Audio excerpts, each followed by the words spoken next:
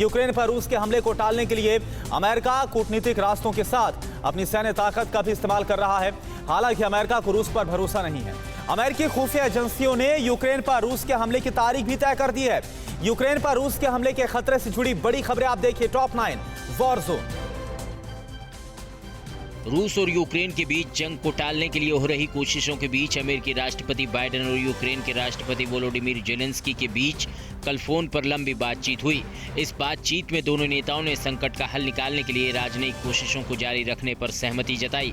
White house की ओर से जारी बयान में कहा गया है कि अगर यूक्रेन पर रूस ने हमला किया तो अमेरिका यूक्रेन की संप्रभुता की रक्षा के लिए अपने सहयोगियों के साथ रूस को निर्णायक जवाब देगा।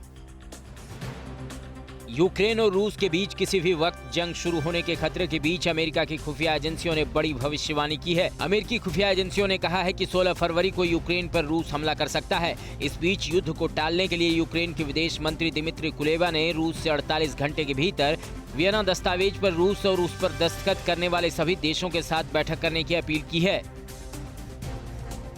एक तरफ रूस यूक्रेन पर हमले के लिए बॉर्डर पर सैन्य तैनाती बढ़ा रहा है तो दूसरी तरफ यूक्रेन के राष्ट्रपति वोलोडिमीर जेलेंस्की अपने नागरिकों से रूसी हमले को लेकर अमेरिकी भविष्यवाणी को ज्यादा गंभीरता से नहीं लेने की अपील कर रहे हैं। जेलेंस्की ने यूक्रेन की जनता से शांत रहने की गुजारिश की है। जेलेंस्की ने कहा है कि उन्होंने ऐसी खुफिया रिपोर्ट नहीं देखी है जिसमें यह कहा गया हो कि रूस यूक्रेन पर हमले को तैयार है। यूक्रेन संकट का शांतिपूर्ण समाधान निकालने के लिए जर्मनी के चांसलर ओलाफ शोल्ज आज रूस दौरे पर जा रहे हैं। इस दौरे में शोल्ज रूसी राष्ट्रपति पुतिन से मुलाकात कर उन्हें युद्ध को टालने के लिए मनाने की कोशिश करेंगे। इसी कवायद में शोल्ज कल यूक्रेन का भी दौरा करेंगे। इससे पहले फ्रांस के राष्ट्रपति इमैनुअल मैक्रों भी पुतिन और यूक्रेन के राष्ट्रपति वोलोडिमीर जेलेंस्की से मुलाकात कर चुके हैं। यूक्रेन पर रूस के हमले की तैयारियों के बीच अमेरिकी राष्ट्रपति के राष्ट्रीय सुरक्षा सलाहकार जेक सुल्लिवन ने रूस को कड़ा संदेश दिया है। सुल्लिवन ने कहा है कि हम नाटो के सदस्य देशों की जमीन 1-1 इंच की सुरक्षा के लिए वचनबद्ध हैं। सुल्लिवन का बयान नाटो के प्रवक्ता ओना लिंग्विस्कू के उस बयान के बाद आया है जिसमें उन्होंने कहा है कि यूक्रेन को नाटो में शामिल करने पर गंभीरता से विचार किया जा रहा है और बहुत जल्द इस पर फैसला हो सकता है। यूक्रेन की घेरेबंदी के लिए उसकी सीमा के करीब काला सागर में रूस ने बहुत बड़ी सैन्य तैयारी की है। काला सागर में रूस की नौसेना 30 युद्धपोत और अत्याधुनिक मिसाइलों से लैस पनडुब्बियों के साथ युद्धाभ्यास करने में जुटी है। काला सागर में रूस के इस एक्शन से अमेरिका भी हरकत में आ गया है। अमेरिका ने भी काला सागर की सीमा में USS Harry S Trueman aircraft carrier के साथ कई युद्धपोत और पनडुब्बियों को तैयार कर दिया है। यूक्रेन पर हमले की योजना से रूस पीछे हटने को तैयार नहीं है। रूस लगातार यूक्रेन की सीमा पर महाविनाशक हथियारों को तैनात कर रहा है। इसी कड़ी में रूस ने यूक्रेन की बॉर्डर पर परमाणु हथियारों को दागने में सक्षम तोप 2S7 पायोन को तैनात किया है। यूक्रेन के खार्किव शहर के करीब तैनात रूस का ये महाविनाशक तोप 37 किलोमीटर तक परमाणु बम गिरा सकता है। यूक्रेन की सीमा से सिर्फ 16 किलोमीटर दूर रूस ने ये तैनाती की है।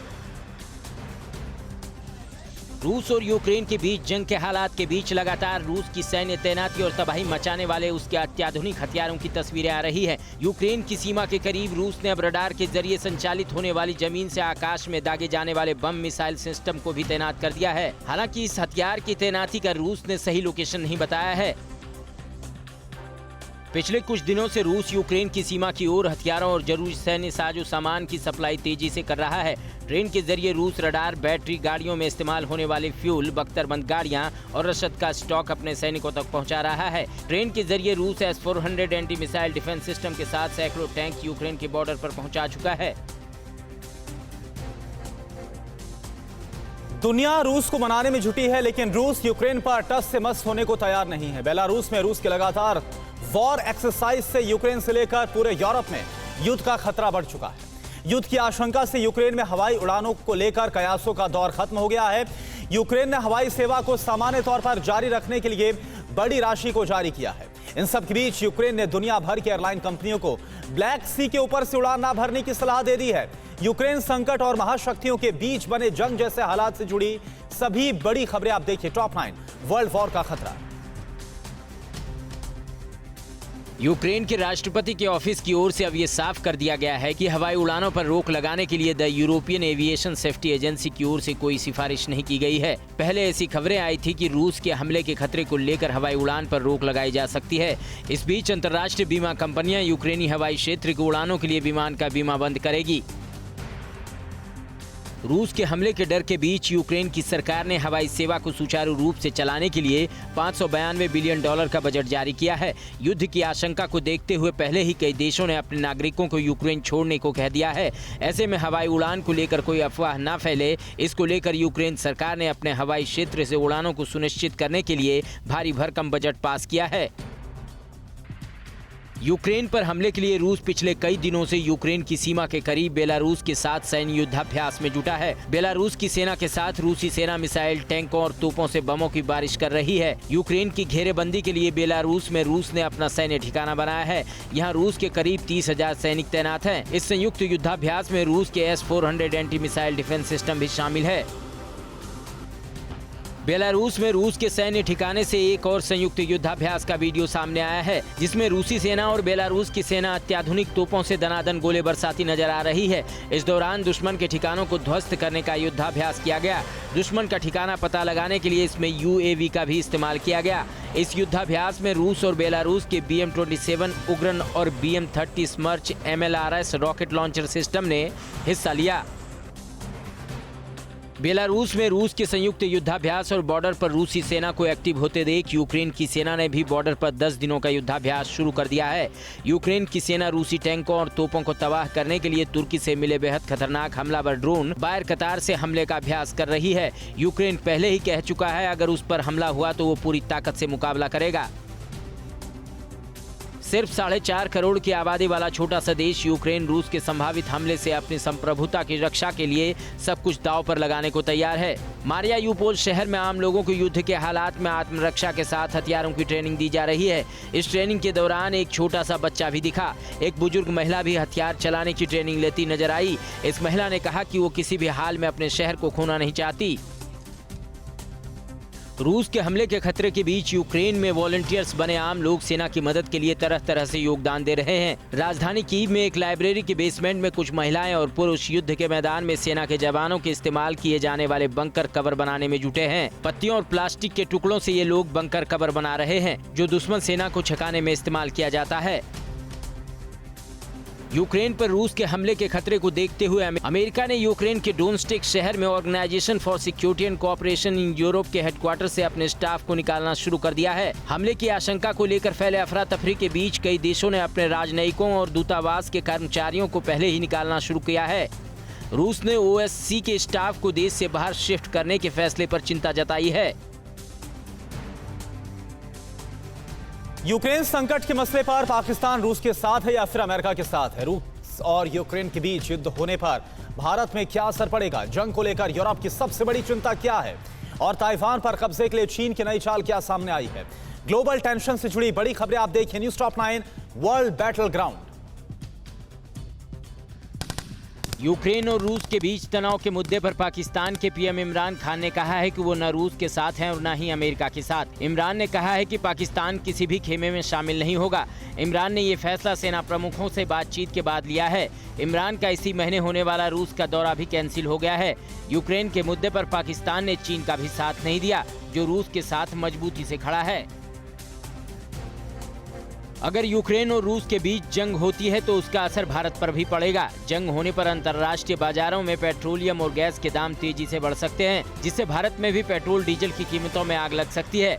रूस दुनिया का दूसरा सबसे बड़ा तेल निर्यातक है। इसके साथ भारत में सोयाबीन तेल को लेकर भी संकट बढ़ सकता है, क्योंकि भारत में यूक्रेन से ही सबसे ज्यादा 70% सोयाबीन तेल आयात होता है। ब्रिटेन समेत यूरोप की चिंता गैस सप्लाई को लेकर बढ़ गई है। पूरे यूरोप में प्राकृतिक गैस की सप्लाई रूस से ही होती है। अगर यूरोप के देशों ने रूस के खिलाफ यूक्रेन का साथ दिया तो पुतिन गैस की सप्लाई भी रोक सकते हैं। हालांकि अमेरिका ने रूस की महत्वाकांक्षी नॉर्ड स्ट्रीम 2 परियोजना को ठप करने की चेतावनी दी है। रूस इस परियोजना में पूर्वोत्तर जर्मनी तक अंडर वाटर गैस पाइपलाइन बिछाया है। यूक्रेन में रहने वाले इजरायली नागरिकों के सुरक्षित रेस्क्यू को लेकर इजरायल ने अमेरिका से बातचीत की है। हालांकि अमेरिका की मदद से इजरायली नागरिकों के रेस्क्यू का रास्ता निकलने की बहुत कम उम्मीद है। इजरायल ने यूक्रेन में अपने नागरिकों से कहा है कि हालात गंभीर होने से पहले वो अपने देश लौट आएं। इजरायल ने पोलैंड, हंगरी और रोमानिया के रास्ते अपने नागरिकों को यूक्रेन से निकालने की योजना बनाई है। ताइवान पर बुरी नजर रखने वाले चीन ने ईस्ट चाइना सी में एक बार फिर वॉर ड्रिल किया है। चीनी सेना PLA की इस ड्रिल में 052C और 052D डिस्ट्रॉयर ने भी हिस्सा लिया। बीजिंग विंटर ओलंपिक शुरू होने के बाद ये चीन का पहला युद्धाभ्यास है। हाल ही में इस क्षेत्र में चीन को जवाब देने के लिए अमेरिका और जापान ने संयुक्त युद्धाभ्यास किया था।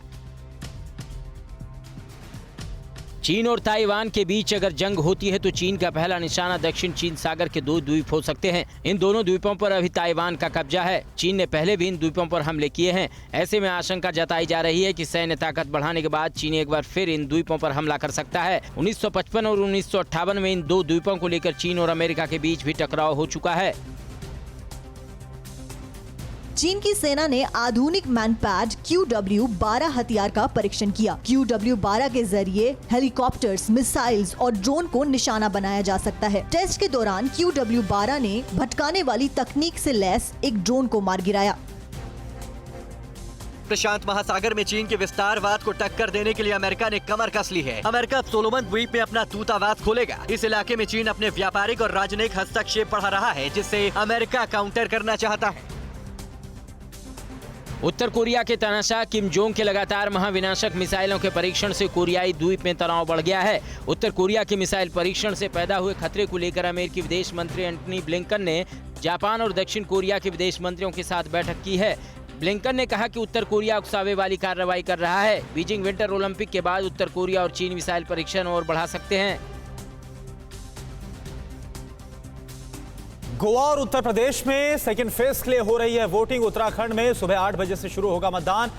केजरीवाल ने गोवा और उत्तराखंड के लोगों से क्या अपील किया और कहां पर हुआ बीजेपी प्रत्याशी पर हमला, पुलिस चौकी में घुसकर बचाए जान। चुनावी राज्यों में मचे चुनावी संग्राम से जुड़ी सभी बड़ी खबरें आप देखिए टॉप 9 सियासी संग्राम। उत्तर प्रदेश में आज दूसरे चरण के लिए पश्चिमी उत्तर प्रदेश के 3 और रुहेलखंड के 6 जिलों की 55 सीटों पर मतदान हो रहा है।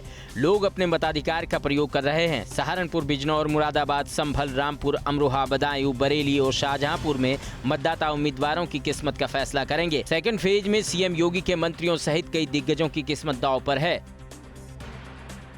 उत्तराखंड विधानसभा की 70 सीटों के लिए आज मतदान होने जा रहा है। मतदान सुबह 8 बजे से शाम के 6 बजे तक चलेगा। चुनाव मैदान में उतरे 632 उम्मीदवारों का भविष्य करीब 82 लाख मतदाता तय करेंगे। राज्य में मुख्य मुकाबला बीजेपी और कांग्रेस के बीच है। वोटिंग के बाद मुख्यमंत्री पुष्कर सिंह धामी, कांग्रेस नेता हरीश रावत सहित कई दिग्गजों की किस्मत का फैसला ईवीएम में बंद हो जाएगा।